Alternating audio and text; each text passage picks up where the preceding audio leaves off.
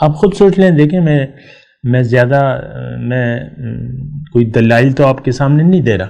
ہماری زندگی منہ بولتا ثبوت ہے اس دعوے کا کہ ہماری زندگی بے مقصد ہے، ہمیں اللہ تعالیٰ نے فضول بنایا ہے، سوائے دنیا کے ہمارا اور کوئی کام نہیں ہے. آپ دیکھ لیں اپنی پریشانیوں کو، اپنی امیدوں کو دیکھ لیں، اور اپنے مستقبل کے منصوبوں کو دیکھ لیں. جو جھوٹا مستقبل آپ نے بنا لیا ہے اس کو آپ دیکھ لیں. ساری پلاننگ، ساری توجہ اور یہی دنیا ہے.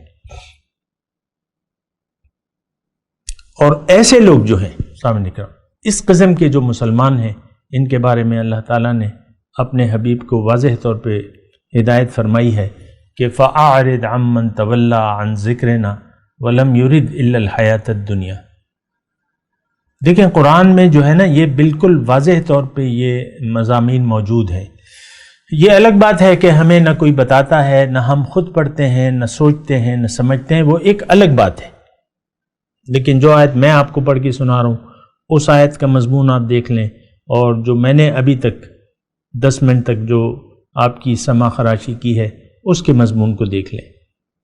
فَأَعْرِضْ عَمَّنْ تَوَلَّىٰ عَنْ ذِكْرِنَا وَلَمْ يُرِدْ إِلَّا الْحَيَاةَ الدُّنْيَا. آپ اس شخص سے اپنا رخ انور پھیر لیجئے جو پھر گیا میری یاد سے، اب یہ نہیں چاہتا، صرف دنیا ہی کی زندگی کا طالب ہے. لم یرد الا الحیات الدنیا، دنیا کے علاوہ کوئی اس کی نہ منزل ہے، نہ مقصود ہے، نہ محبوب ہے، نہ مطلوب ہے. فَأَعْرِضْ عَمَّنْ تَوَلَّىٰ. اور یہ تو رسول قرآن میں ہے، رسول شکوہ کریں گے. یا رب ان قوم اتخذوا هذا القرآن مہجورا.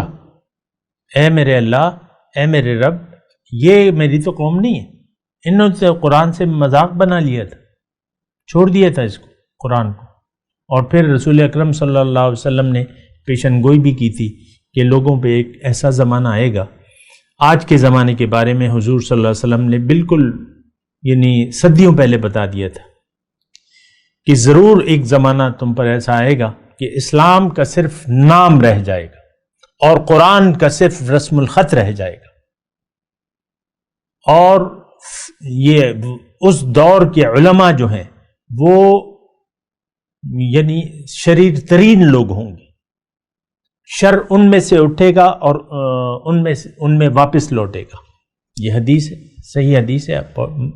میں تو یہ نہیں کہہ رہا کہ اپنے آپ سے تو میں کچھ نہیں لگا رہی سر، بالکل واضح حدیث ہے.